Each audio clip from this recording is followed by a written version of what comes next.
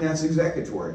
And then at closing, and remember what I said yesterday about a contract? I like to think of contracts as a living, breathing thing. And what's it mean to execute the contract? That's when, yeah, you kill it. Everything's done. And that's what happens at closing. All the obligations and promises have been met, and the contract is done. It's executed. And I talked a little bit yesterday about executing a document versus an executed contract. When the parties sign the contract, the document itself is executed. But remember, there's a contract there's multiple layers to it with stuff. There's promises and obligations and things that need to be done, okay? That's why it's not executed yet. But the document itself is executed by both parties. So don't let them fool you on that. And again, that's why I explain, think of the contract as a living, breathing thing. Everybody good? Yes, sir. Questions? Anybody have any questions so far? Excellent. And then we have formal. Formal contracts are written. They're under seal in the term LS. Remember LS? Does anybody remember what I said that stands for? Yes, sir. Locus seculi. Locus seculi. That's right. Very good. Under seal. And a formal contract is it's in writing. An informal contract is oral. Parole. Or parole. That's right. That's right. Very good. Any questions so far? It's a pretty good little review, right? Yes, sir. Okay. And again, folks, this chapter is very important. Your state exam, there's 12 questions on your state exam that come from this chapter. This is one of those that you want to really make sure that you understand, okay? Void versus voidable contracts. A void contract, what did I have you guys write next to void contract? It's a bad contract, that's right. Really never existed. Something that it happened that made that contract void, it's going to be unenforceable. Everybody good with that? Yes, sir. Okay. A voidable contract. We talked about voidable contracts between a minor and an adult. Could also be that material facts were not disclosed. That could be a problem. State of Florida, you guys remember from chapter 4. What's one of the duties? That all material defects that affect the value of the residential property, right, that are not readily observable to the buyer are disclosed. If that happens and they go under contract, and then the buyer finds out later on that they didn't disclose this, that there was water damage, that they had a home inspection, something happens. So the contract itself could be voidable. Okay, so that's one of those things that can create that. Now, contract negotiation, we talked about contract negotiation yesterday, that being where you've got an offer and counteroffer, and the parties to the offer and counteroffers are, let's say I'm the offeror, and we will say Brian has a house, and I'm going to make him an offer on the house. So I'm the offeror, and Brian is the offeree. Everybody remembers that, right? Excellent. On the screen, you see that if Brian counteroffers, that kills the offer. And we talked, and we're going to talk about this again, where the things that terminate an offer. Okay, so if I make the offer, I'm the offeror, Brian's the offeree. If Brian counteroffers, he then kills, that terminates my offer. And then he then becomes the offeror, and I become the offeree. Make sure you watch the questions, because that can get confusing to which party is which. All right, any questions on that? Everybody okay? Yes. Excellent. You guys you look wonderful this morning, full of energy. I can feel the energy in the room. It's amazing. Very good. All right. Now, the new offeree can reject it. There's certain things that happen. The best thing with an offer is when it's accepted. I love offers being accepted. But things can happen. They can reject it. They can present a counteroffer, anything like that, okay? That's what you just really want to pay attention to. Now, the termination of offers, and I alluded to this just now. What terminates an offer? My favorite is when it's accepted. That's what we have. It's accepted. And what's that mean? Yeah. We're moving forward. And that's a good thing. I think. So that's a good thing. Acceptance. Withdraw. And the example I used yesterday, let's go back to the Brian and I. Okay?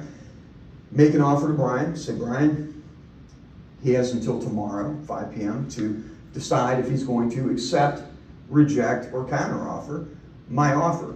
So let's say go to sleep, wake up tomorrow, and 9:30 tomorrow morning, Brian still hasn't accepted the offer. He hasn't conveyed back to me that he accepts the offer, okay? And I just happen to find another house. And so I call Brian and I say, well, I withdraw my offer. He didn't let me know in time. So then I move on, find another house. So withdrawal, that's one way of terminating an offer. The other one is rejection. That could just be a flat out no. So Brian's got a house for $400,000 and I make him a nice offer of $200,000. And he just says, nope, that's too low, move on. So that's a flat out rejection. And again, it kills or terminates my offer. Any questions? All right, I must have taught this pretty good then yesterday. Sure. Lapse of time. Thank you very much. Lapse of time. Time period goes by. I told him he has until 5 o'clock the next day. I haven't heard from him. Well, at the end of that day, that offer is terminated. Time has gone by, and that's it. You guys remember that, right? Death or insanity terminates an offer. Kind of goes without saying.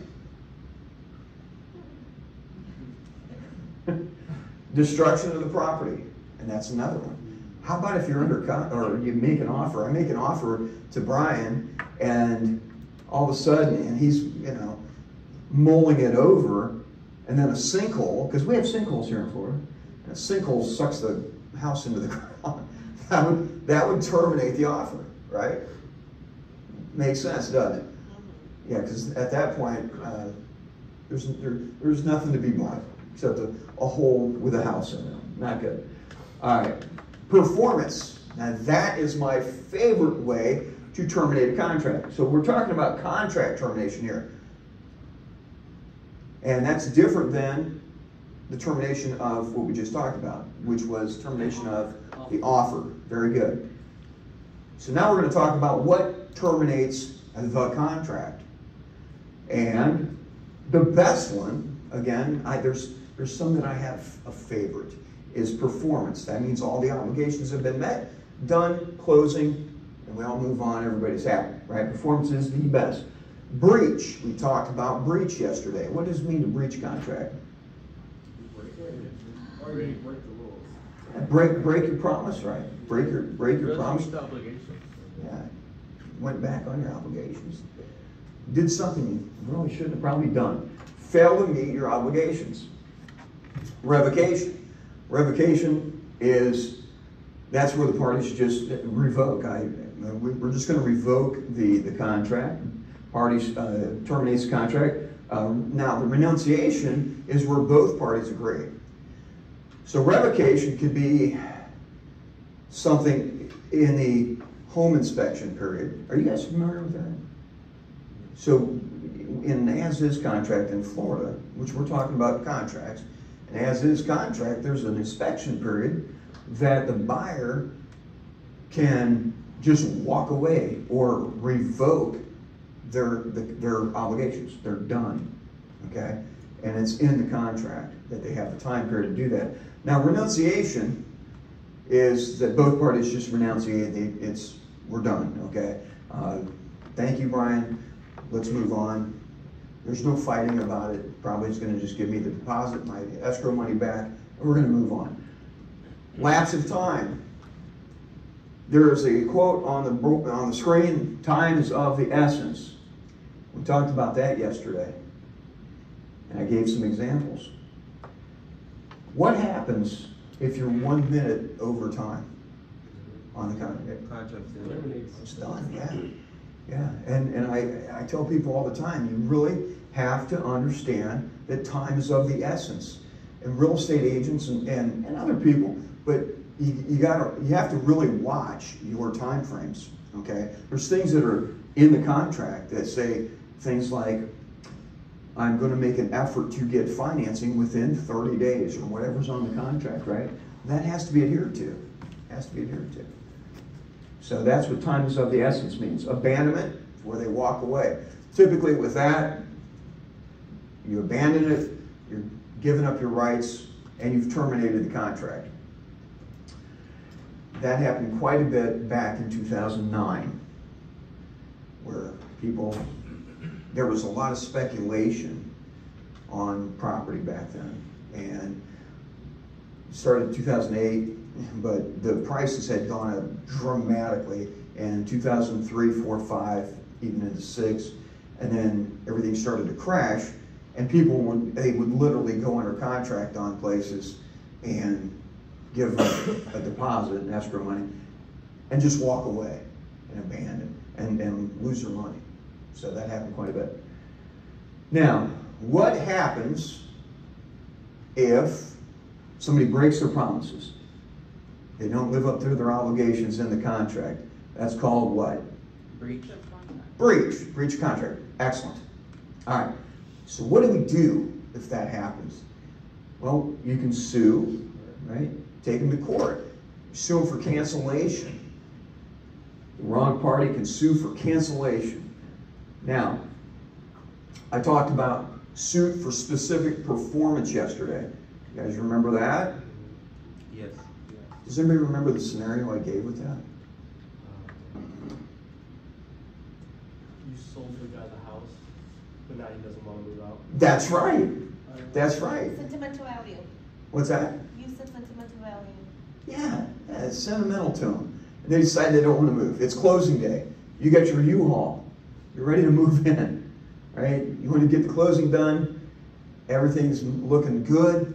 You got the financing lined up, or you got the cash. You're ready to just get this transaction done. You're the buyer, and then you get there, and all of a sudden the seller says, "I don't want to move." So you sue them for specific performance. You go to court. The judge says, "Hey, really appreciate the fact that you love your house, but you had a contract here, and specific performance means you have to perform to what's specified." And remember, the contract, a real estate contract, a purchase and sale agreement, basically is somebody saying, here's some money. They give the money, and the other person says, well, here's the deed. Here's the title to the house. And that's what a contract, that's really what a real estate contract is. There's all this other stuff that goes on, so that's what we're talking about here. All right. So you sue in court to enforce the performance of the obligations in the contract. Good morning, Dawn. Good to see you. Suit for damages. Now, this is when you sue for damages. What do you guys think that this means when you sue something for damages? Monetary, lots of times. Monetary.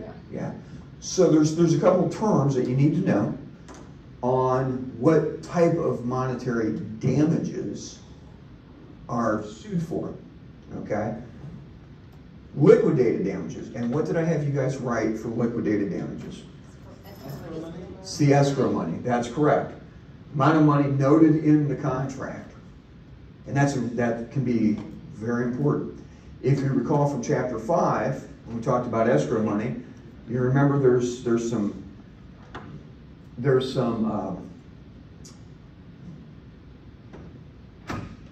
ways to, if somebody breaches contract, and we have what's called conflicting demands. You guys remember that from chapter 5? Yeah, conflicting demands. Does anybody remember the acronym that we use for the meal? Yeah, or lane or mail. You can, however you use those letters. But you've got litigation, which includes a bill of interpleader. So that's if the broker doesn't have a claim to the deposit. Does anybody remember the second one? Mediation? Mediation, yeah, I'm talking about litigation. So let's look at it. Mediation, so you got mediation, arbitration, which is a binding agreement, right? Arbitration, litigation, and escrow disbursement order. The escrow disbursement order, and these are questions that you'll get down there somewhere. An escrow disbursement order, which is ordered by the Florida Real Estate Commission, makes the decision on an escrow disbursement order. That's where that goes. And the other one with litigation, you have the bill of interpleader, which means that the broker is not making a claim, and you have a declaratory judgment, right? You guys remember that one? You have a declaratory judgment, and that is where the broker is going to make a claim on some of the deposit. You guys remember that? Chapter 5, that's right. Very good. So liquidated damages, that would be that money. By the way, if you have conflicting demands, what is step number 1? If you're a broker and you have conflicting demands, Mediation. Not number 1. who do you notify? FRAC, and how many days? Anybody remember? 15 days. 15 days. There you go. 15 days. Good. And you have to know that. That question seems to pop up quite a bit in places. All right. Unliquidated damages. Now that's money, that is damages that's not specified in the contract. Now somebody can sue for unliquidated damages. Let's say the seller, you go under contract, the seller takes the property off the market, okay? Because it's pending now, all right? And they've had the house on the market, they were doing everything they were supposed to do, and you go under contract. Now, everything seems to be moving along nicely, and then the buyer breaches contract. Now, if the seller can show that they are owed more money because of the buyer's actions than just the escrow money, which is liquidated damages, they can go for unliquidated damages. All right, compensatory. All right, then we talked about assignment of contracts. I mentioned a little bit about assignment of contracts. That transfers the rights, the obligations, and everything else to another party. Doesn't happen very often with real estate, but we can do it. The assigner is the person that assigns the rights to the other person, and the assignee is the person that receives the rights. Yes? Would a lease fall under that? Or sublease? Would A sublease. Did everybody hear? Yeah. Marquise, great question. Okay, so Marquise asked about a sublease falling under this. We talked about assignment of a lease. Remember that, chapter 9? So we talked about assigning a lease. This is assigning a contract, and thank you for bringing this up. I want to make sure that everybody's clear and understands what the difference with these assignments are, okay? So the assignment with a lease, it could be that you're assigning the entire property for the entire time to someone else. That's in a lease. Good? Yes. Okay. So a sublease, that's where you're subleasing part of the property for part of the time. And remember, I use that in a college town. I live in a college town, and you could, a lot of times people will sublease a room in their house. Okay. So that would be what a sublease would be. So there's kind of two different things. But thank you for bringing it up, because I want to make sure you guys are clear on that. The assignment of a contract, now a contract, it's similar because, again, in a lease contract or a lease agreement, and then you assign the lease, it's very similar because you're doing basically the same thing. You're subrogating, that's the term they use, right? Subrogating the rights to someone else. So in essence, when somebody signs a real estate contract, good morning. Somebody signs a real estate contract, and they assign that contract. They're assigning all their obligations and promises to another party. And that's what an assignment is. So great question. Anybody else have any questions on that? Thank you. All right. The assigner remains ultimately responsible for the performance. So the person that assigns the rights typically, now on Florida real estate contracts, there are two boxes. One box, the assigner keeps the obligation, keeps the responsibility for the obligations. The other box is that they give up all their rights to the obligations. So this is one of those, if you ever do one, I've had to do these in the past, and it's complicated. Make sure that you talk to your broker or an attorney to make sure that you're completely familiar with what this entails. It gets very complicated. But I want you to know that that's what assignment is. Everybody okay now? Okay, beautiful. Real estate sales contract. These are the contracts that you want to do a whole bunch of. Would everybody agree? Yeah. Yes, sir. Selling homes. Excellent. Yeah, excellent. All right. Now, the parties to a sales contract, the vendor. If you get confused on this, I always like to use the hot dog vendor or the beer vendor at a ball game or a concert, right? They're selling something. It's a vendor. Vendors sell things. Vendees, they receive. Yeah, they buy things. Exactly. All right. So vendor, the person that sells things. Vendee, the person that buys things. So when you're at the ballpark, you want to buy a hot dog or beer or whatever you're getting, you can say, hey, vendor, I am a vendee. And they'll look at you like you're crazy. They'll maybe cut you off if you had too many beers. So be aware. So anyway. All right. The essential elements of a real estate sales contract, meeting of the minds. You guys remember what that is, right? Offer acceptance has to occur. There's got to be consideration. Valuable consideration typically. There has to be competent parties. That's an important one. I gave you an example yesterday of somebody that had dementia that I was working with. Yeah. Got to be careful. It's got to be for a lawful subject matter. And there's some different examples that you could use with that. Just know that it's got to be lawful. Okay, it can't be for anything illegal. Right? All right. Right to prepare contracts. Now, this is interesting, and I mentioned this yesterday. Bless you.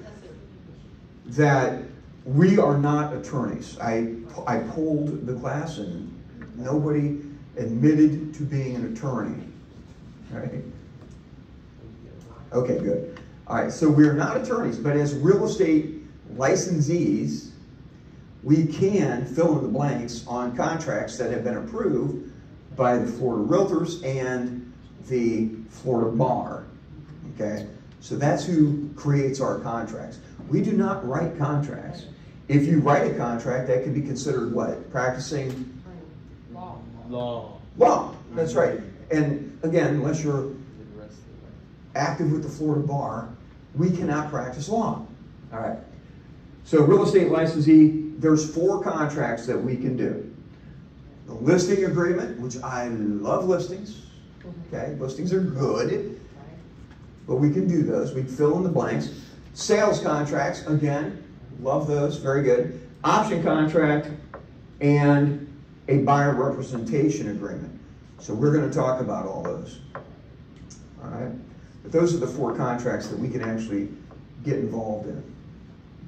Just as a side note, option contracts can get fairly complicated. There's some dispute between the Florida Bar and some real estate folks. Attorneys don't really think that we should be doing it. My suggestion is always, if you have doubt on anything, talk to an attorney, talk to a real estate attorney, and let them help you out. Okay. I also recommend that when you get your license, one of the first things you do is take a contract class put on by an attorney. Okay? Very important. Now, real estate people, real estate licensees, we can go through the contract, and you go to real estate brokerage to work, and there'll probably be somebody that can give you some guidance and stuff. If they have a law degree and actually do contracts, that's great. But your local boards of realtors, they have classes all the time, put on by attorneys to do that. So that's one thing that I absolutely recommend is yes ma'am. When you go work for a realty company or work for a broker, they don't necessarily have a lawyer there, but I'm sure they have one that they use. Is that how that works? Depends. Okay. Depends. I mean, are you responsible for that? That's Yeah. okay. Yeah. So did everybody hear her question? Thank you, Dawn, for the question, by the way. So is the brokerage, is there an attorney on staff? Yeah, I've got it. I own a brokerage and I've got an attorney that's, he's actually a real estate licensee. So you never know, right? Huh? I think it would be a good idea to work for one that did when you're new, right? I agree. Yeah. And that's something you want to look at when you go find a brokerage to work for. Who's involved with this brokerage, correct? Okay, so thank you, Dawn. Great question. All right. Leases. Now, here's another thing. Leases, you can only fill in the blanks on a lease, and it has to be for less than a year. Does everybody understand that? Make sure that because that could be a question, and it could be very confusing, because a lease, as a real estate licensee, we know we can do leases, but you fill in the blanks, and it can only be on one that's approved by the Florida Supreme Court for less than a year. Okay? If you get into who's interested in doing property management in here? Maybe. I could. Maybe. Okay. I decided that. And folks, I encourage you, and if you haven't gotten this from me since the class started, I encourage you to broaden your horizons. Learn as much as you can. Property management may be a direction that you go with this. So you would be preparing a lot of leases. All right. Now, as is contracts. I think we are back in the book, are we not? Are we caught up to page 188? Yes, sir. Sounds good. All right. How's everybody feeling? Good. Excellent. You guys look fabulous today. It's very, very good. Yellow's a good color for you. Well, thank you. Yeah. Thank you. You feel like a big school bus up here. They do, or sunshine. Thank you, Don. Sunshine. That makes me feel good. Nice and bright. All right. All right. So on page 189, let's look at some of the stuff that's in the book for a minute. On page 189, we talked about earnest money deposits. We covered that in chapter 5, did we not? Does anybody have any questions on earnest money deposits? How many days does a sales associate have to turn over an escrow check to the broker? Next 1 week. day. 1 day. Very good. Very good. Yeah. How many days does the broker have? 3. Very good. To deposit the money. Excellent. Okay. Man, you guys are doing wonderful in this class. I'm really proud of you guys. Equitable title, page 189. And I believe I made some reference to equitable title in the past. Equitable title is that time frame between when a sales contract is signed and when it's closed. Do you guys remember me talking about that last week? Where we talked about it in chapters 8 and 9 a little bit, because remember when we talked about property rights and those property rights being conveyed from the seller to the buyer, and they have what's called equitable title? Once the contract is signed, the buyer now is obligated for certain things, right? And they have what's called equitable title. Interesting. Any questions on that? And then at closing, what kind of title do you think they have? At full title, right? Complete. But equitable title is they have some interest in that property. All right, any questions on that? Very good. Right to prepare contracts, and we just looked at the slides on that. Now, on page 190, we're going to talk about as-is contracts. Now, as-is contracts, let me give you some history on these real quick. Anybody ever buy a car as is? And what's that mean? It is the way it is. You buy it exactly. You drive it off the lot and you hope the transmission doesn't fall out a block from where you bought it, right? Okay. Now, you think the car lot that you bought the car from maybe had knowledge of something like that but didn't know or didn't tell you? Not that anybody would do that, okay? However, that's what as is with that. So I want you to kind of keep that in your mind, but I'm going to talk about as-is contracts with real estate. Now, we talked in chapter 4, remember the duties? There's 3 duties in all of the relationships that we talked about, right? ADD, account for all funds, right? Deal honestly and fairly, and disclose all known facts that materially affect the value of the residential property that are not readily observable to the buyer. Right, those 3? You guys remember those? Yeah. Well, you do now. Okay. The reason I bring this up is because this is where this comes from. Okay? Remember, disclose, disclose, disclose in real estate. Always remember, disclose, disclose, disclose. So where this came into popularity with these as-is contracts, because we have what's called standard contracts in real estate as well here in Florida. But the as-is contract became very popular back in 2009. Because what happened was banks were foreclosing, lenders were foreclosing on property, and they were taking possession of these properties. Do you guys know what kind of condition those houses could have been in? As is. They were, yeah, some people walked away and took things with them, like everything. They would take, I knew of cases where they took the lighting, the HVAC systems. I mean, it was horrible. The owner of the house did that? Yeah, it got foreclosed on.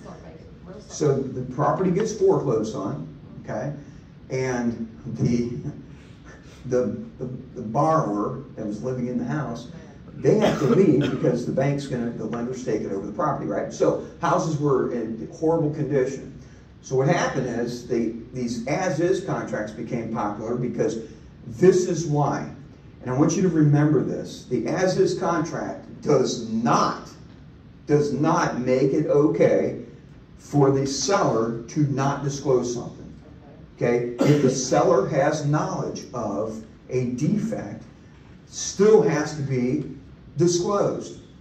But what the as-is contract did was it created the premise that a buyer makes an offer on the house on an as-is contract, and if the seller wants to fix that defect, they can, or they don't have to.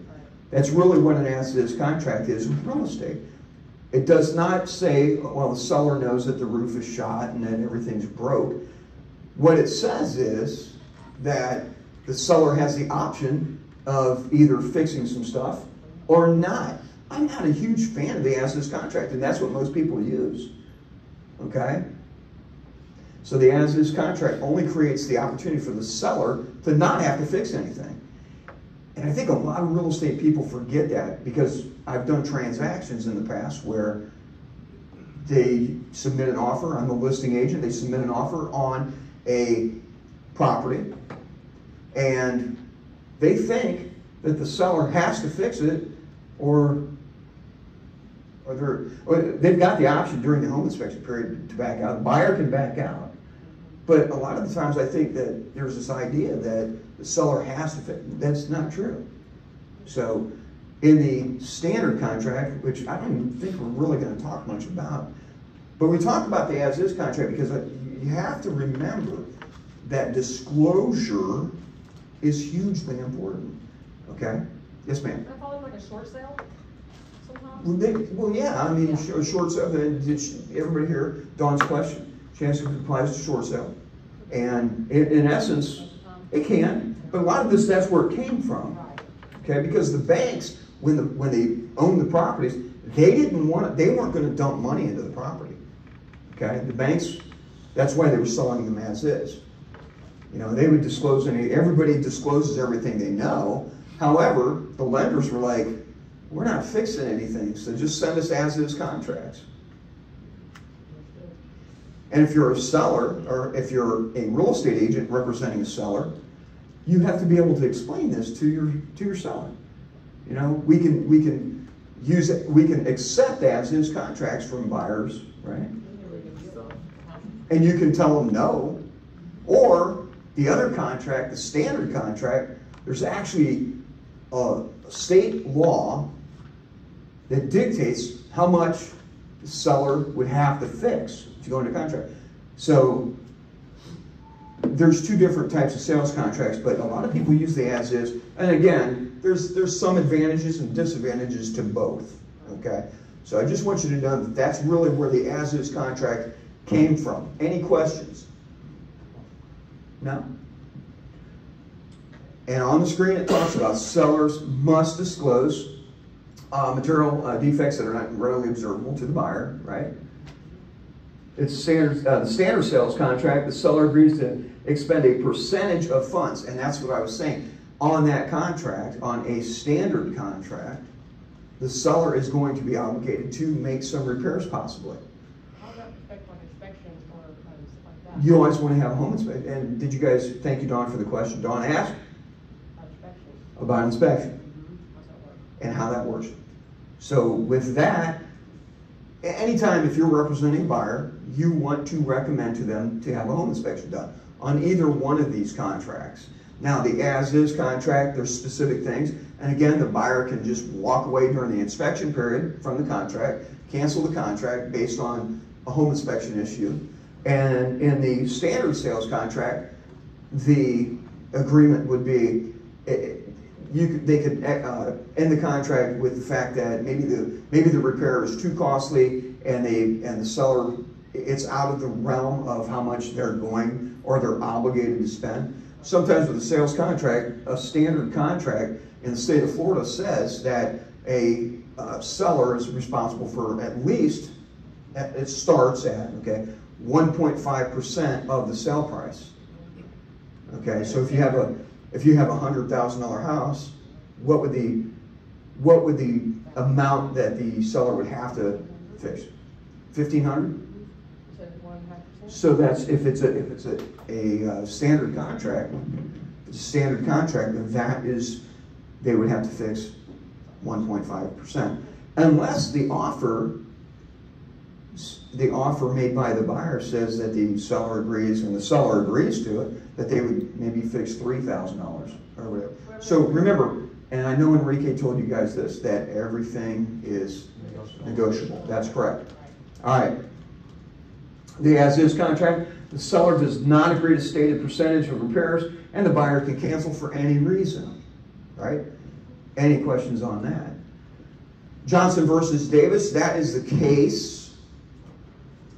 Johnson versus Davis, the Johnsons bought a house from the Davises. And the Davises did not disclose that there was a leak. And when you read the case, it's kind of funny, you know, it's sad, but it created all this stuff for us. This is a court case that made this happen. So the Davises didn't tell them that when it rains, well, the water gushes in through the ceiling and around the windows. Wow. Okay? So the Johnsons had already closed on the house and everything. Wow. But they were able to prove, during inspection? listen closely, they were able to prove, now this was after closing. They probably didn't have, I don't know, I don't remember, but I don't think they had a home inspection. This is a while back. And this is where this all comes from. So they closed on the house, it rained, the Johnsons found out how bad the house leaks, and they sued the Davises. So that's, in Florida, that's where that case comes from. Now, seller disclosures. On page 190 there, you guys see that? Bottom page. So some of the disclosures. The seller's disclosure, when a house is listed, you guys remember what that is, right? You're representing who? If you're the listing agent, you're representing the Seller. Seller, very good. Seller. So if you're representing the seller, you have some documents. You have a listing contract, right? The listing agreement that's between the broker and the seller, right? And there's also a 5-page seller's disclosure that the agent, the real estate broker and agent have nothing to do with. You send it to them. You can't even mark on that. That is their responsibility. You send them it's a 5-page seller's disclosure, and they have to disclose everything. Okay? Anything wrong with that house? Open permits. Did they do work? Did they add on something and not get a permit? Okay? The plumbing, you know, is it leaking somewhere? All this stuff. Any material defect has to be put on that seller's disclosure. That's very important. Now, lead-based paint disclosure. You guys remember what year? I think I mentioned it, didn't I? No, I didn't. I did that in a different class I was teaching. So lead-based paint disclosure. Here's the thing about lead-based paint. I think it's on the next page. So if you want to flip your book to follow along. 1948. Page 191. Thank you. Lead-based paint disclosure. If a house is built prior to 1978, the house is built prior to 1978, they have to do a lead-based paint disclosure. Give you a scenario on that. I had a listing some years back. The house was built in 1978. Did not do a lead-based paint disclosure because it's prior to 1978. So I didn't have my seller do a lead-based paint disclosure. Received an offer from another agent, an experienced agent, and she asked me, where's the lead-based paint disclosure? I said, well, the house was built in 1978. And she got a little agitated with me. She's like, you need a lead-based paint disclosure. I said, well, I don't think so. I mean, the law said, but anyway. But here's why I'm sharing this story. So what I did was I said, okay, we'll do one. So I did, we did one. So I did a lead-based paint disclosure, sent it over. We looked at it and said, well, it's better to just do that than to have somebody argue with you. Has anybody ever heard the term, I'd rather be happy than right? And sometimes in life, remember that. Sometimes the argument isn't really worth it. It really wasn't, I wasn't doing anything wrong by giving her, having the seller do the lead-based paint disclosure, right? So anyway, that's a real life story. You also have the radon disclosure. On the radon disclosure, there's no mandatory testing for radon in Florida. Does anybody know what radon is? It's a gas that builds up typically under grade. Anybody from up north? Anybody ever have a house or live in a house with a basement? Yeah, up north. So a lot of times up north you have basements, right? Well, radon gas can accumulate primarily below grade, which is underground. So if you have a house that has a basement, you'd want to have it tested for radon. Now in Florida, there's no mandatory testing for radon, but what there is on the contract, it's disclosed on our contracts already for us. There's no separate radon disclosure form. It's already in the contract, which is kind of nice. All right, and we have the energy efficiency rating. That's also in the contract. So some of these things are nice because the way our contracts are set up, you don't have to do separate disclosures for these. These are in the contract, okay? Which is really nice. Property tax disclosure. Now the property tax disclosure on page 191. There's certain things that I want you to know about the property tax disclosure. And you see the box there? Yes. The box at the bottom of the page. Let's read that because this is very important. Muy importante. Okay? It says buyers should not rely on the seller's current property taxes as the amount of property taxes that the buyer may be obligated to pay in the year subsequent to purchase. Change of ownership or property improvements triggers reassessments of the property that could result in higher property taxes. If you have any questions concerning valuation, contact your county property appraiser's office for information. Now, let me explain this because this is very important. And it's more important when you're out selling real estate, okay? But I want you guys to know this because of having done real estate transactions, I can tell you buyers remember certain things. Oh, and by the way, there was a study done by the National Association of Realtors a couple years back, and I find it to be really crazy.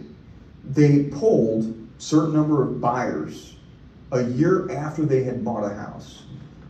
Can anybody tell me what they think the percentage of buyers that did not remember the agent's name? 75%. Got 75%? Anybody else? I remember. The agents did not remember the buyers did not remember the agent's name that used them. 90. Who said 90? That's exactly the number. 90%. It's awful. That tells me a few things, okay? Buyers will remember you. And this scenario right here is one of those scenarios that you don't want to be remembered for, okay? Because in Florida, houses get reassessed on January 1st, okay? So if a property, where are we at, January? So if a property sells later in the year, okay, there's a property tax bill that comes out in November, okay? Property bill comes out. Well, if you look at a property tax record online, on the property appraiser's office, it'll tell you what the taxes for that year, what the person has to pay. Well, here's the thing. In Florida, you guys remember homestead? Well, there's also an amendment to the homestead that's called Save Our Homes. We're going to talk about that later, but I want to bring it up now because it's in the contract. And what that is your assessed value, if you're homesteaded, can only go up a certain percentage each year, which means that your tax bill only goes up a certain amount per year. All right? So your assessed value is what taxes are based off of, how much you pay, right? So what happens is, and that's why this disclosure is in the contract, because agents fail to tell the buyers that, well, the property taxes this year were $1,500 or whatever, $2,000, but the person may have lived in the house for 25 years, so their taxable value has not gone up much, okay, because of Save Our Homes, which we'll talk. But I want you to know this because this is important. So what happens is they buy the house this year, January 1st, the house gets reassessed. And then the tax bill could go from $1,500 to $5,000. Now, here's a real life scenario. I had a student a few years back, she came into class in tears. And it was, I think in March was the class. And we are going to talk about PITI, or principal, interest, taxes, and insurance. If you own a house and you financed it, a lot of times the lender, they escrow your property taxes and your insurance. And if your insurance goes up, which mine has tremendously, your monthly payment goes up, okay? Now insurance, you kind of expect it if that happens. We know that right now, insurance, hazard insurance on houses is getting crazy in Florida. But what happens is the property tax, house gets reassessed. And the lady comes in, she had just bought the house a year before. She comes in, she's crying, and she says, my payment just went from $850 a month to $1,150 a month.